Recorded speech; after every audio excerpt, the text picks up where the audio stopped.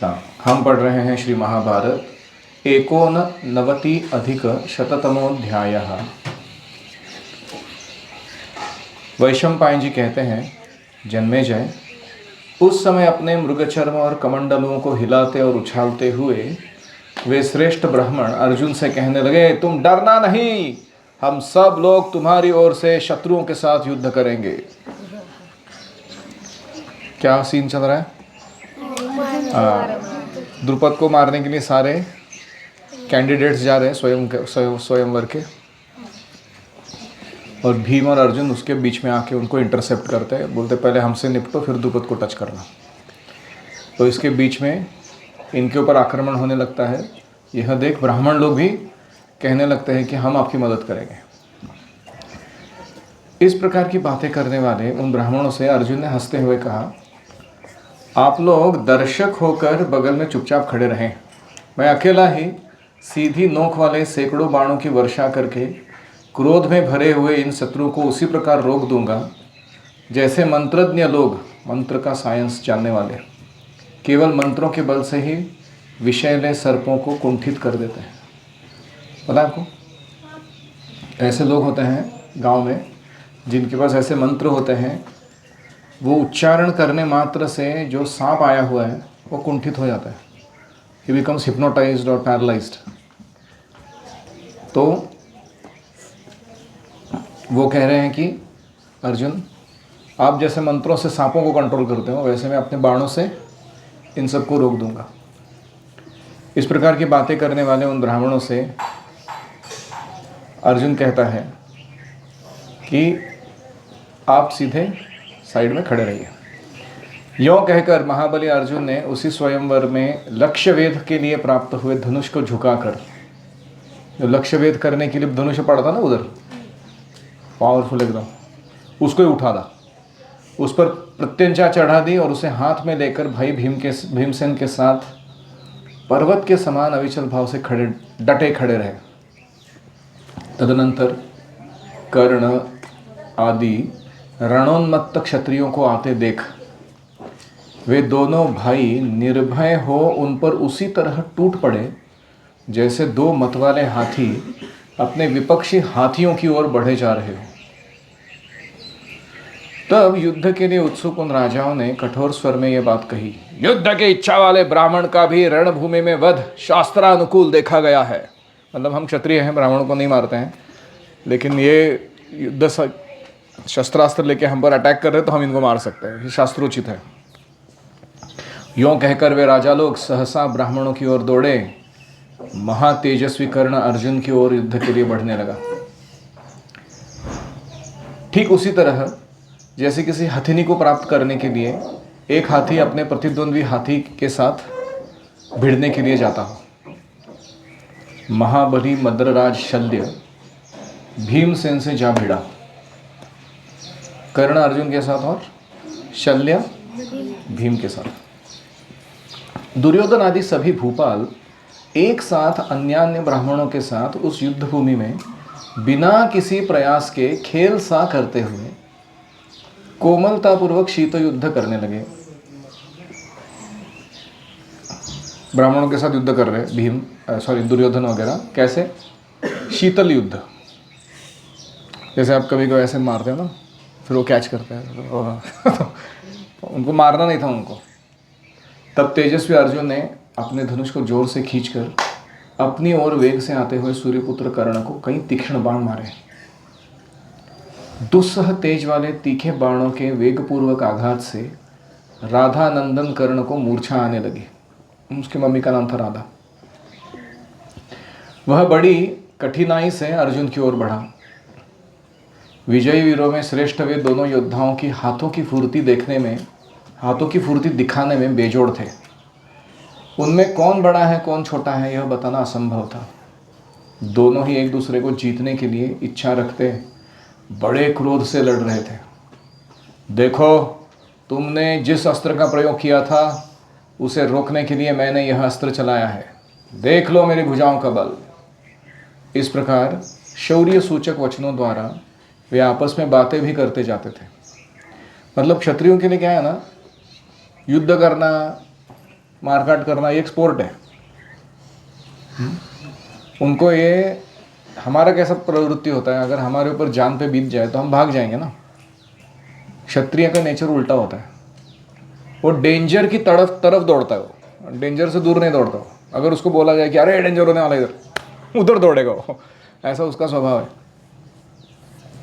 तदनंतर अर्जुन के बाहुबल की इस पृथ्वी पर कहीं समता नहीं है, यह जानकर सूर्यपुत्र कर्ण अत्यंत क्रोधपूर्वक जमकर युद्ध करने लगा। उस समय अर्जुन द्वारा चलाए गए उन सभी वेगशाली बाणों को काटकर कर्ण बड़े जोर से सिंहनाद करने लगा।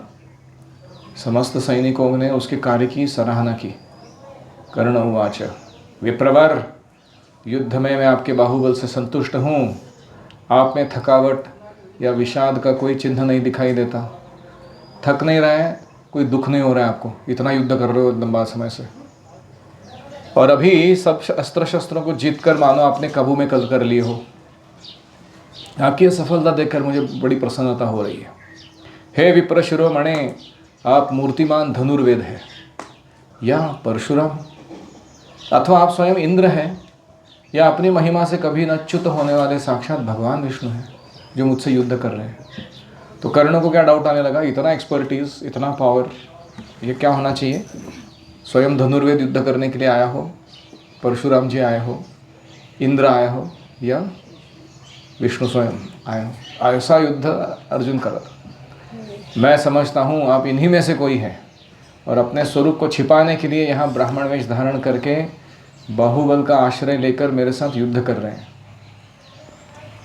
क्योंकि युद्ध में मेरे कुपित होने पर साक्षात शचीपति इंद्र अथवा किरीटधारी पांडुनंदन अर्जुन के अतिरिक्त दूसरा कोई मेरा सामना नहीं कर सकता। कर्ण के ऐसा कहने पर अर्जुन ने कहा, कर्ण, न तो मैं धनुर्वेद हूँ, न प्रतापी परशुराम, मैं तो संपूर्ण शस्त्रधारियों में उत्तम और योद्धाओं में श्रेष्ठ एक ब्राह्मण हूँ। गुरु का उपदेश पाकर ब्रह्मास्त्र तथा इंद्रास्त्र दोनों में पारंगत हो गया हूँ। वीर, आज मैं युद्ध में तुम्हें जीतने के लिए खड़ा हूँ, तुम अभी स्थिरतापूर्वक खड़े रहो। अर्जुन की यह बात सुनकर महारथी कर्ण ब्रह्म तेज को अजेय मानता हुआ, मतलब ब्रह्म तेजस के सामने क्षत्रिय तेजस टिकेगा नहीं, ये अजेय है, जीता नहीं जा सकता, ऐसा मानता हुआ युद्ध छोड़कर हट गया। इसी समय दूसरे स्थान को अपना रणक्षेत्र बनाकर वहीं बलवान वीर शल्य और भीमसेन एक दूसरे को ललकारते हुए दो मतवाले गजराजों के भांति युद्ध कर रहे थे। दोनों ही विद्या, बल और युद्ध की कला से संपन्न थे। वे घूंसों से, घुटनों से एक दूसरे को मारने लगे। दोनों एक दूसरे को दूर तक ठेल ले जाते, नीचे गिराने का प्रयत्न करते, कभी अपनी ओर खींचते और कभी अगल बगल से पैंतरे देकर गिराने की चेष्टा करते। इस प्रकार वे एक दूसरे को खींचते और मुक्कों से मारते। उस समय घूंसों की मार से दोनों के शरीर पर अत्यंत भयंकर चट चट ऐसा शब्द हो रहा था। वे इस पर इस प्रकार प्रहार कर रहे थे मानो पत्थर टकरा रहे हो। लगभग 2 घड़ी तक दोनों उस युद्ध में एक दूसरे को खींचते और ठेलते रहे। 2 घड़ी। तदनंतर कुरुश्रेष्ठ भीमसेन ने दोनों हाथों से शल्य को ऊपर उठाकर उस युद्ध भूमि में पटक दिया। यह देखकर ब्राह्मण लोग हंसने लगे। बलवान भीमसेन की यह आश्चर्यकारक बात है कि महाबली शल्य को पृथ्वी पर पटक कर भी मार नहीं डाला, मतलब इस तरीके से पटका कि वो मरे नहीं, बस थोड़ा जख्मी हो जाए। भीमसेन के द्वारा शल्य के पछाड़ दिए जाने और अर्जुन से कर्ण के डर जाने पर सभी राजा युद्ध का विचार छोड़ शंकित होकर भीमसेन को चारों ओर से घेरकर खड़े हो गए। एक साथ बोल उठे, अहो, ये दोनों श्रेष्ठ ब्राह्मण धन्य हैं। पता तो लगाओ इनकी जन्मभूमि कहाँ है, कहाँ के रहने वाले हैं ये। परशुराम, द्रोण या पांडुनंदन अर्जुन के सिवा दूसरा ऐसा कौन है जो युद्ध में राधानंदन कर्ण का सामना कर सके। इसी प्रकार देवकी नंदन श्री कृष्ण शरद्वान के पुत्र कृपाचार्य के सिवा दूसरा कौन है जो समर भूमि में दुर्योधन के साथ लोहा ले सके।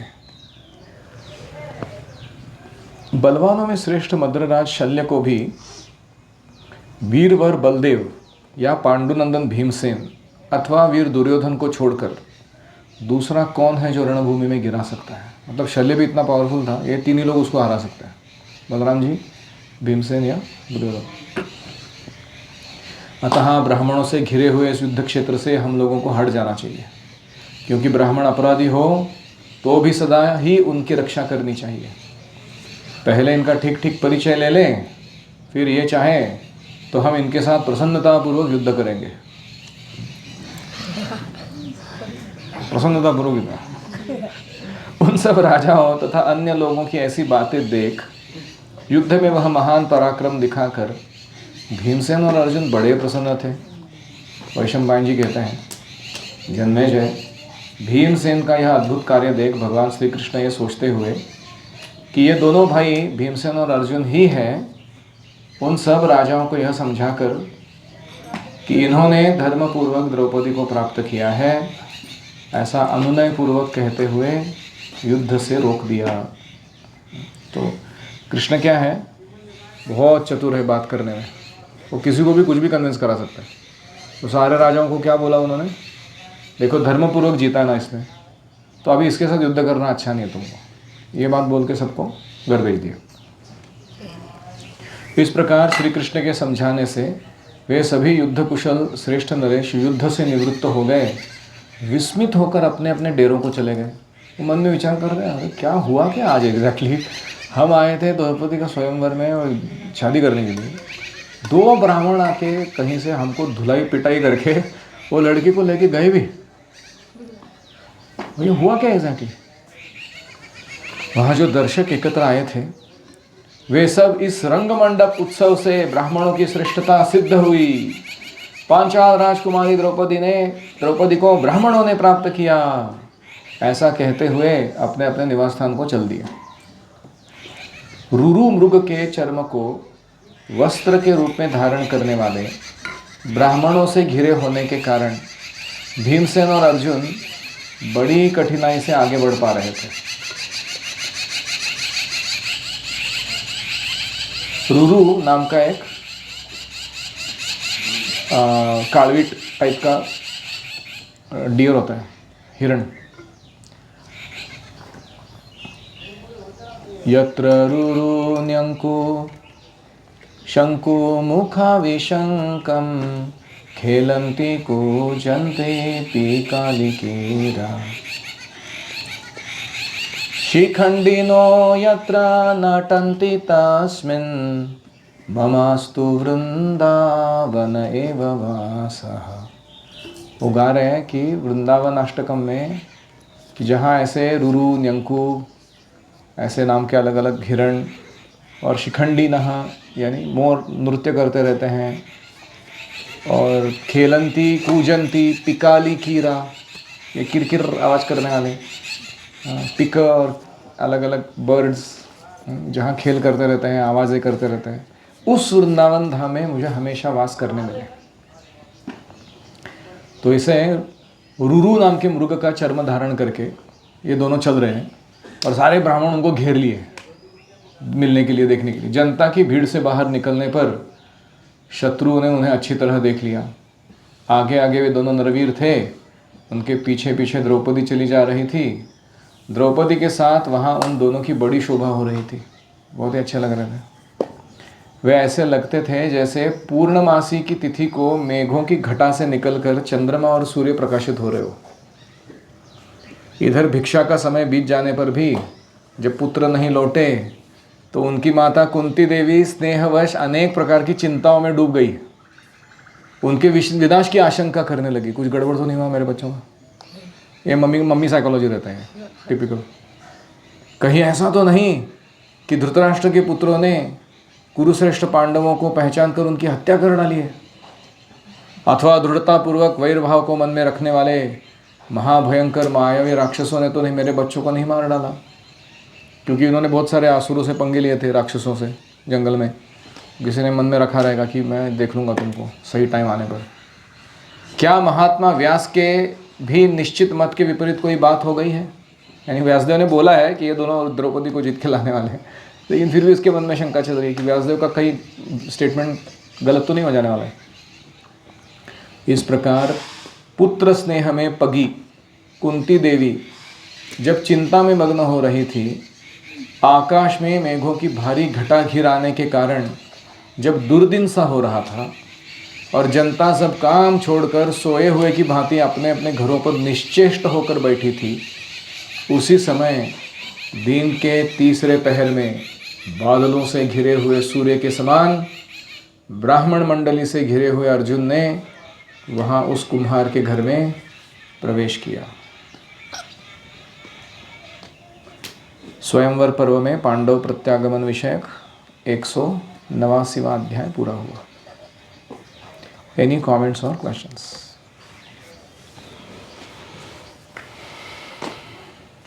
शिवाजी महाराज ने आगरा से निकलने के बाद मथुरा में भी कुम्हार के घर में, आगरा में किसी कुम्हार के घर में आश्रय लिया था। Nice planning.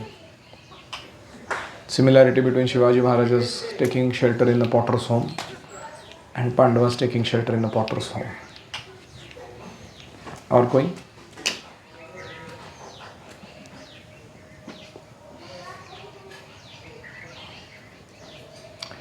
तो अगर आपको इस काबिल बनना है कि कोई श्रेष्ठ स्त्री आपका चयन करे, तो आपके पास क्या होना चाहिए?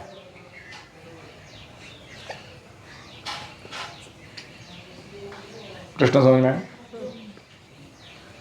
What is the qualification required?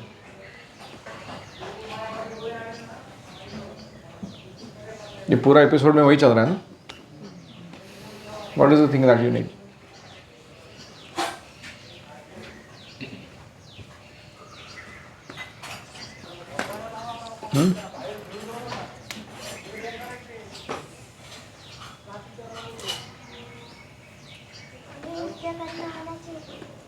क्या करना आना चाहिए? युद्ध आना चाहिए। यहाँ युद्ध का अर्थ है पौरुषत्व, valour. You should have valour. तुम्हारे अंदर अगर पौरुषत्व नहीं है, पौरुषत्व का अर्थ क्या है? तुम अगर कोई चीज़ ठान लेते हो और उसको पूरा करने तक रुकते नहीं हो, और वो पूरा करने से बहुत सारे लोगों को अच्छा शेल्टर मिलता है, उसको क्या कहते हैं? पौरुषत्व। ऐसे तो कोई भी पत्थर उठा के गाड़ी का कांच फोड़ के दिखा सकता है, पौरुषत्व दिखा रहा हो, ऐसा है नहीं, उसको किसी का भला नहीं उसमें। तो पहला तो कौन सा क्वालिटी है? वैलर। वैलर मतलब वीर्य शुल्क दिया ना उन्होंने। दे रियली हैड पौरुषत्व to subdue everyone else and show that how they are superior. दूसरा, हाँ, आत्मसंयम चाहिए। क्यों?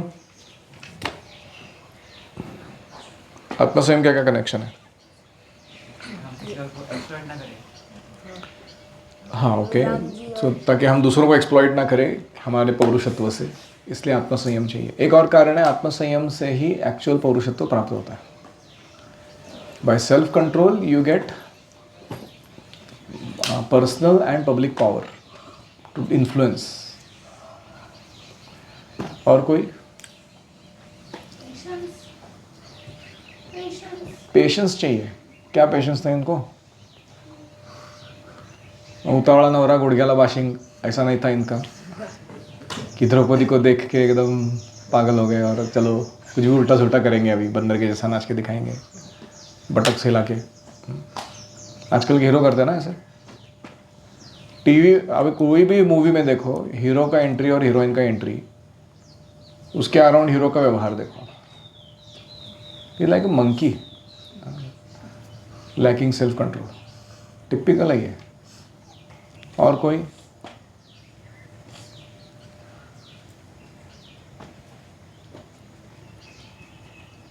यस।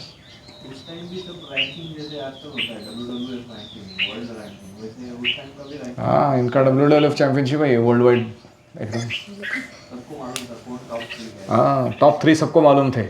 मल्ल युद्ध में बलराम जी, भीमसेन, दुर्योधन। और फिर धनुर्विद्या में अर्जुन, परशुराम और कर्ण, द्रोणाचार्य, या स्वयं धनुर्वेद, या Shri Krishna. So these are like top notch, everybody knew in the world कि these are the best world champions. तो तीसरा गुण है apart from valour and self control is sensitivity, संवेदनशीलता। सेंसिटिविटी का अर्थ है कि दूसरों की इच्छाओं को समझ पाना, उन्होंने व्यक्त किए बिना, और उसको पूरा कर देना। तो जैसे द्रुपद की क्या इच्छा थी, बेटी की शादी हो जाए, लेकिन लोगों के साथ झगड़े भी ना हो, तो दोनों पूरा किया कि नहीं अर्जुन ने, कि उनके ऊपर कोई आँच आने नहीं दी। और तो this is called sensitivity in dealings. और एक और क्वालिटी है, और वो है एक पत्नी व्रत। That is to treat your wife as the heroine of your life and be satisfied, not looking here and there. जैसे भगवान रामचंद्र थे सीता माता के प्रति, सीता मैया थी भगवान रामचंद्र के प्रति। So these are some crucial qualities: valour, sense control, sensitivity and chastity, fidelity बोलते हैं उसको। ऑलराइट, 90+शततमोऽध्यायः 190। वैशंपायन जी कहते हैं, जन्मेजय, मनुष्यों में श्रेष्ठ महानुभाव कुंती पुत्र भीमसेन और अर्जुन कुम्हार के घर में प्रवेश करके अत्यंत प्रसन्न होकर माता को द्रौपदी की प्राप्ति सूचित करते हुए बोले, माँ हम लोग भिक्षा लाए हैं। दोनों ने बोला। उस समय कुंती देवी घर के भीतर थी। उन्होंने अपने पुत्रों को देखे बिना ही उत्तर दे दिया, भिक्षा लाए हो, तुम सभी भाई मिलकर उसे पाओ। फिर बाहर आई।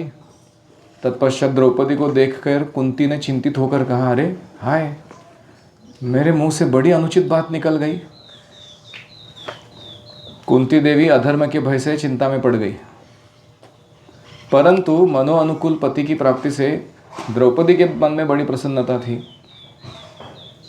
कुंती देवी द्रौपदी का हाथ पकड़कर युधिष्ठिर के पास गई, उनसे यह बात कह दी। कुंती ने कहा, बेटा, यह राजा द्रुपद की कन्या द्रौपदी है। तुम्हारे छोटे भाई भीमसेन और अर्जुन ने इसे भिक्षा कहकर मुझे समर्पित किया, और मैंने भी इसे बिना देखे ही भूल से भिक्षा समझकर अनुरूप उत्तर दे दिया कि तुम सब लोग मिलकर उसे पाओ। कुरुश्रेष्ठ, बताओ अब कैसे मेरी बात झूठी ना हो, और क्या किया जाए जिससे इस पांचाल राजकुमारी कृष्णा को न तो पाप लगे और न ही नीच योनि में भटकना पड़े। वैशंपायन जी कहते हैं, राजन, कुरुश्रेष्ठ नरवीर राजा युधिष्ठिर बड़े बुद्धिमान थे। उन्होंने माता की यह बात सुनकर 2 घड़ी तक मन ही मन कुछ विचार किया। फिर कुंती देवी को भलीभांति आश्वासन देकर उन्होंने धनंजय से यह बात कही, अर्जुन, तुमने द्रौपदी को जीता है, तुम्हारे ही साथ इस राजकुमारी की शोभा होगी। शत्रुओं का सामना करने वाले वीर, तुम अग्नि प्रज्वलित करो और अग्निदेव के साक्ष्य में विधिपूर्वक इस राजकन्या का हाथ थामो, पानी ग्रहण करो। अर्जुन ने कहा, नरेंद्र, आप मुझे अधर्म का भागी ना बनाइए। बड़े भाई के अविवाहित रहते छोटे भाई का विवाह हो जाए, यह धर्म नहीं है। ऐसा व्यवहार तो अनार्यों में देखा गया है। पहले आपका विवाह होना चाहिए, तत्पश्चात अचिंत्य कर्मा महाबाहु भीमसेन का विवाह होना चाहिए, फिर मेरा विवाह होना चाहिए। तत्पश्चात नकुल, फिर वेगवान सहदेव विवाह कर सकते हैं। राजन, भैया भीमसेन, मैं, नकुल, सहदेव तथा यह राजकन्या सभी आपकी आज्ञा के अधीन हैं। ऐसी दशा में आप यहाँ अपनी बुद्धि से विचार करके जो धर्म और यश के लिए अनुकूल तथा पांचाल राज के लिए भी हितकर कार्य हो वह कीजिए, और उसके लिए हमें आज्ञा दीजिए। हम सब लोग आपके अधीन हैं। तो हमारा हित क्या है वो सोचिए, पांचाल राज जिसकी बेटी लाए हैं हम लोग, उसका हित किस में है वो सोचिए, फिर आज्ञा दीजिए। अर्जुन के ये भक्ति भाव तथा स्नेह से भरे वचन सुनने के बाद समस्त पांडवों ने पांचाल राजकुमारी द्रौपदी की ओर देखा। बोला अभी इनका करना क्या है मैडम का। यशस्विनी कृष्णा भी उन सबको देख रही थी। वहां बैठे हुए पांडवों ने द्रौपदी को देखकर आपस में भी एक दूसरे पर दृष्टिपात किया और सबने अपने हृदय में द्रुपद राजकुमारी को बसा लिया। द्रुपद कुमारी पर दृष्टि पड़ते ही उन सभी अमित तेजस्वी पांडुपुत्रों की संपूर्ण इंद्रियों को मथ कर मनमथ प्रकट हुआ, मतलब कामदेव प्रकट हुआ। विधाता ने पांचाली का कमनीय रूप स्वयं ही रचा और संवारा था। वह संसार की अन्य स्त्रियों से बहुत अधिक आकर्षक, समस्त प्राणियों के मन को मोह लेने वाला ऐसा रूप था। मनुष्यों में श्रेष्ठ कुंती पुत्र युधिष्ठिर ने उनकी आकृति देखकर ही उनके मन का भाव समझ लिया, द्रौपदी के मन का भाव। फिर उन्होंने द्वैपायन वेद व्यास जी के सारे वचनों का स्मरण किया कि पहले ही व्यासदेव ने आके क्या बताया था हमको कि आप लोग अभी जाने वाले हो उधर पांचाल राज में, वहाँ उनकी जो बेटी है उसके साथ आप पांचों का विवाह होने वाला है, ऐसा उन्होंने बोला था। द्रौपदी को लेकर हम सब भाइयों में फूट ना पड़ जाए, इस भय से राजा ने अपने सभी बंधुओं से कहा, यह कल्याणमयी द्रौपदी हम सब लोगों की पत्नी होगी।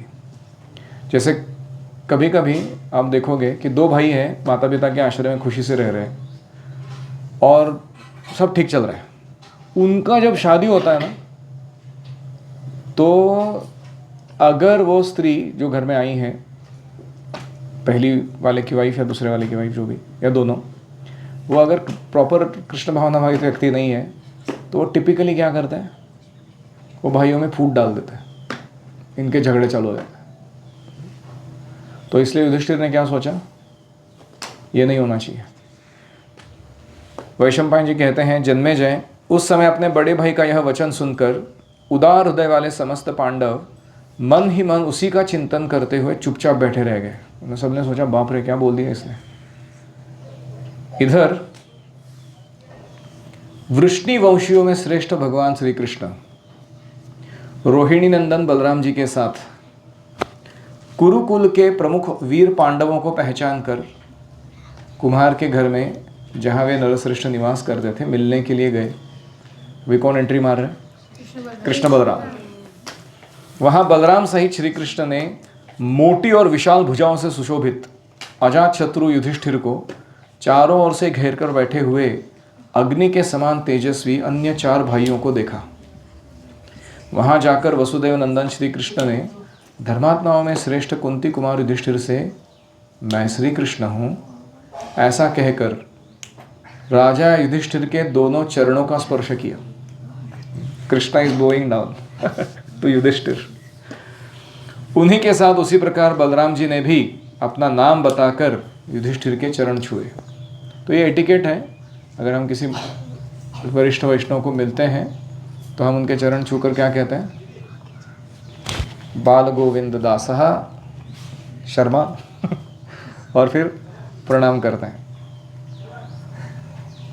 पांडव उन दोनों को देखकर बड़े प्रसन्न हुए। फिर उन यदुवीरों ने अपनी बुआ कुंती के चरणों का स्पर्श किया। कुरुकुल के श्रेष्ठ वीर अजातशत्रु युधिष्ठिर ने कृष्ण को देखकर कुशल समाचार पूछा और कहा, हे वसुदेव नंदन, हम तो यहाँ छिपकर रहते हैं, फिर भी आपने हम सब लोगों को कैसे पहचान लिया? तब भगवान वासुदेव ने हंसकर उत्तर दिया, राजन, आग कितनी ही छिपी क्यों ना हो, वह पहचान में आ ही जाती है। भला पांडवों को छोड़कर मनुष्यों में कौन ऐसा है जो ऐसा अद्भुत कर्म करके दिखा सकता है? बड़े सौभाग्य की बात है कि शत्रुओं का सामना करने की शक्ति रखने वाले आप सभी पांडव उस भयंकर अग्निकांड से जीवित बच गए हो। पापी धृतराष्ट्र पुत्र दुर्योधन अपने मंत्रियों सहित इस षड्यंत्र में सफल न हो सका, यह भी बड़ी सौभाग्य की बात है। देखो, कृष्ण के वचनों को हमें सीरियसली लेना चाहिए, क्योंकि कृष्ण को किसी से द्वेष नहीं, किसी से विशेष प्रेम नहीं। ही इज़ लाइक अ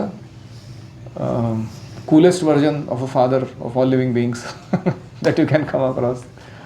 तो कृष्ण के जो वचन हैं, व्यासदेव के वचन हैं, वो अगर बता रहे हैं हमको कि कौरव जो है वो दुष्ट थे, उनका प्रवृत्ति असुरी था, क्या उन्होंने पांडवों पर अत्याचार किया, अन्याय किया, तो ये सत्य है कि नहीं है?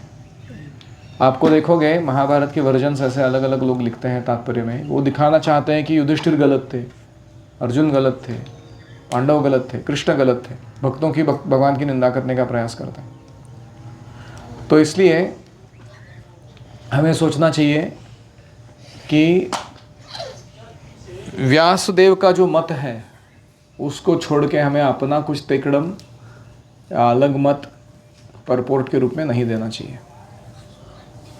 हमारे अंतःकरण में जो कल्याण की भावना निहित है वह आपको प्राप्त हो। आप लोग सदा प्रज्वलित अग्नि की भांति बढ़ते रहे।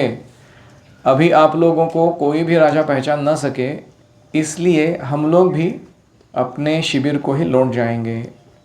यों कहकर युधिष्ठिर की आज्ञा लेकर अक्षय शोभा से संपन्न भगवान श्री कृष्ण बलदेव जी के साथ शीघ्र वहाँ से चल दिए। 190वां अध्याय श्री कृष्ण आगमन विषयक पूरा हुआ। एनी रिफ्लेक्शंस और क्वेश्चंस? गुरुजी, जैसे अर्जुन बाकी सब नाम लेकर एक दूसरे को बुला रहे थे लोग, तो द्रौपदी को आश्चर्य नहीं हुआ कि ये पांडव है, क्योंकि स्वयंवर में वो ब्राह्मण के रूप में आए थे। अभी तक द्रौपदी का क्या मनोवृत्ति या भाव हुआ है वो वर्णन नहीं हुआ है, हम उसको छोड़ देते हैं अभी के लिए। यहाँ ये समझ में आ रहा है कि द्रौपदी ने उन सबको पहचान लिया, बोला ना उन्होंने, और द्रौपदी के मन में जो उसने पहले कभी इच्छा की थी, ऐसे 5 श्रेष्ठ पुरुष चाहिए मेरे को पति रूप में, वो भावना उसको समझ में आ रहा था अभी कि वो पूरी हो रही है। तो इसीलिए द्रौपदी ने जब उनकी तरफ कटाक्ष किए तो उन सब को वही भावना उत्पन्न हुई कि उसको पत्नी के रूप में अपनाने की। इससे हम जान सकते हैं कि द्रौपदी को पता चल चुका है ऑलरेडी कि ये पांडव है।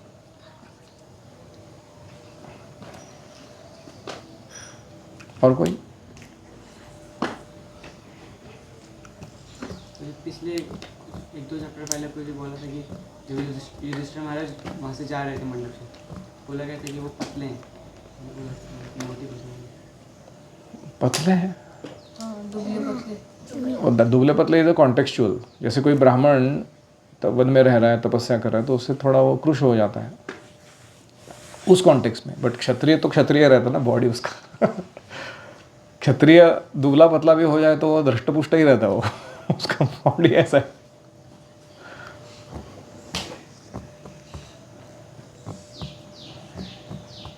यस, द्रौपदी ने पांडव में जगह किया, वो अधर्म का था, तो 3 क्वेश्चंस हैं। धर्म के मूर्तिमान स्वरूप कौन है? कृष्ण है, वो इस विवाह को अनुमोदन दे रहे हैं। धर्म के संकलक श्री व्यासदेव है, वो खुद आके अनाउंस कर रहे हैं ऐसा विवाह होगा आगे जाकर, और ये धर्म सम्मत है, तो वो दूसरा हुआ।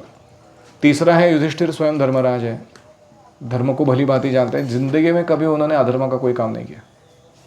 Is not like Duryodhana and all this commentary givers on Mahabharata, जिनका अपना प्राइवेट लाइफ सब हिला हुआ है। तो हम विश्वास किस पे करेंगे? ये कमेंटेटर पे कि उन पे? whom will you trust? Obviously. और ऑल्सो फले न परिचयते, हम देखते हैं कि द्रौपदी का उनसे विवाह जब हुआ उसके बाद क्या उनका पतन हो गया? भक्ति छोड़ के चले गए, एंजॉय करने लगे। क्या किया उन्होंने? हाँ, तो कृष्ण भावना भाई बने रहे। तो उससे भी समझ में आता है कि फले न परिचय थे। रिजल्ट से समझ में आता है कि जो एक्टिविटी हो रही है वो ठीक है। ये इसको क्या कहते हैं ना, आपद धर्म, या these are some things that happen very erratically once in a while. मतलब एराटिकली हमको लगता है ऐसा कि वो हो रहा है, but they are beyond the scope of human intellectualization. शास्त्रों में ऐसे कई जगह पर कुछ कुछ ऐसे उल्लेख आएंगे कि तुम्हारे इंटेलिजेंस को चैलेंज करेंगे। तुमको ऐसा लगे अरे ये लोग तो इतना पतिव्रता के बारे में और शुद्धता के बारे में चर्चा करते हैं और ऐसा कर रहे हैं इधर। तो ये हमारे फेथ का टेस्ट होता है शास्त्रों के द्वारा। अगर हमें शास्त्र श्रद्धा है तो हम शास्त्र को प्रमाण मान के चलते रहेंगे। और अगर हमको ऐसा लगता है कि नहीं नहीं मेरा वर्जन, अगर मैं भगवान होता तो मैं ऐसे नहीं करता था, मैं व्यासदेव होता तो ऐसा नहीं करता था, मैं अगर युधिष्ठिर होता तो ऐसा नहीं करता। इसका बेसिकली अर्थ यही है कि हम अपना ईर्षा द्वेष जारी रख रहे हैं। तो कृष्ण को चाहिए कि ठीक है तुम अपने मार्ग पर चलते रहो। इच्छा द्वेष समुत्थेन द्वंद्व मोहेन Bharat. So many times you will come across something in the scriptures that really challenges your faith or intellect. तो तुम क्या प्रवृत्ति से उसको पेश आते हो वो डिसाइड करता है कि तुम्हारा प्रणिपात परिप्रश्न सेवा फलित होगा कि नहीं आगे। And these are tests actually. आपका पर्सनल ऐसा कभी कुछ हुआ है? बहुत बार हुआ है, कितने सारे ओकेजन्स में। पहली बार मैंने जब वो मून लैंडिंग का सुना था, it was very challenging my faith in science. दूसरी बार एक इस्कॉन के बारे में बुरा न्यूज़ आया था, कोई चाइल्ड अब्यूज़ वाला पेपर में छपा था। तो मेरे को लगा मैं सही में अच्छा फॉलो कर रहा हूँ कि नहीं, अच्छा ऑर्गेनाइजेशन है कि नहीं। ऐसे बहुत अलग अलग टॉपिक्स हुए थे। तो बाद में वो डिवोटिस के साथ एसोसिएट करके प्रश्न पूछ के वो सब सॉर्ट आउट हो गया हो मेरे दिमाग में, मतलब उसके जवाब भी मिले। कभी कभी ऐसा हो सकता है कि कुछ के जवाब ना मिले, फिर भी कृष्ण तुमको परीक्षा लेंगे, टिके रहते हो कि नहीं रहते हो। yes. कृष्ण कंस के धोबी को क्यों मारा? हाँ, कृष्ण ने कंस के धोबी को क्यों मारा, वो मेरे को बहुत डाउट आया था। बोला अच्छा वाला वो कंस का धोबी अपना पूरी बिस्तर उठा के जा रहा है, कृष्ण बीच में आ रहे हैं, उसको बोल रहे हैं मेरे को पहनने के दो। वो बोलता है नहीं भैया तो किंग का है, तुम ऐसा उद्धटगिरी मत करो बच्चे लोग, चलो निकलो यहाँ से। तो कृष्ण उसको एक कराटे चॉप मारते उसका सर धड़ से अलग कर देते। तो मेरे को इतना बुरा लगा था पहली बार सुना तो, क्या Krishna why are you doing this. उसने क्या गलत बोला, उसने तो बराबर बोला ना, ऐसा मुझे लग रहा था। बाद में मेरे को बहुत एक्सप्लेनेशन अच्छे से मिला कि वो धोबी वही धोबी था जिसने सीता मैया को भगवान राम से सेपरेट कराया था, गॉसिप फैला के सीता मैया के बारे में भला बुरा कहा था। तो सीता माता को कितना दुख भोगना पड़ा उसके कारण। बाद में मुझे ये भी पता चला कि वो कंस का वफादार सेवक बनना मतलब क्या है, क्या ग्लोरियस पोजीशन है क्या? हाँ? जैसे तुम अगर कोई विष्ठा का कीड़ा है और तुम उसका नौकरी कर रहे हो, is it a very glorious position just because is a जीवा कमिंग फ्रॉम कृष्णा? नहीं, ऐसा नहीं है। अधर्म धर्म कोई बात होती है, जो अधर्म के बाजू से है उनका चाकरी नहीं करना चाहिए हमने। तो अगर, और तीसरा बाद में पता चला कि कृष्ण ये वो धोबी के, वो कंस के, उनके कपड़ों के और उनके कपड़े वॉशिंग स्किल के सबके ओरिजिन है वो, है कि नहीं? तो अगर वो मांगते हैं कुछ चीज़ उनकी सेवा में वापस, तो क्या हम उनको शानपट्टी भी सिखा सकते हैं कि मैं बहुत मॉरलिस्ट हूँ, मैं नहीं दे सकता तुमको? अरे भैया वो मैं नहीं दिया तुमको सब कुछ, मैं मांग रहा हूँ तुमसे वापस। और तुम दोगे तो तुम्हारा ही हित है उसमें। जैसे कोई मिठाई के शॉप में व्यक्ति बैठा है, आप जाते हो, आप मिठाई खरीदने के लिए गए हो, वो अपना बरनी में हाथ डाल के एक बीच में ऐसे एक मैसूर पाक खा लेता है, आपके साथ माल बेचते बेचते भी एक दूसरी बरनी में हाथ डाल के थोड़ा पेड़ा खा लेता है। आप उसको बोल रहे अरे भैया क्या कर रहे, पैसा दिया क्या इसका तुमने, ऐसा खा रहे हो तुम डायरेक्ट? वो बोलेगा भाऊ ये शॉप ही मेरा है पूरा। मैं इस बरनी में हाथ डाल के खाऊं, उस बरनी में डालूं, तुम्हारा क्या प्रॉब्लम है उसमें? तो ये सब मेरे को बाद में पता चला। तो sometimes you are challenged, very severely challenged.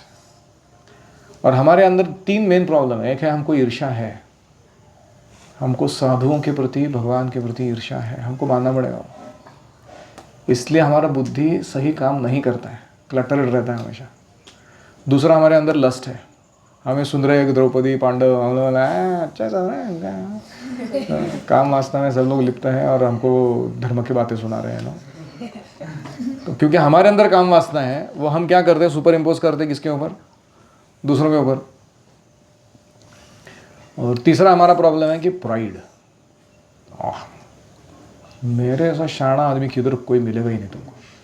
Krishna को भी मेरे से थोड़ा एडवाइस लेना चाहिए था, how to create and how to maintain morality in the world, you know, है कि नहीं?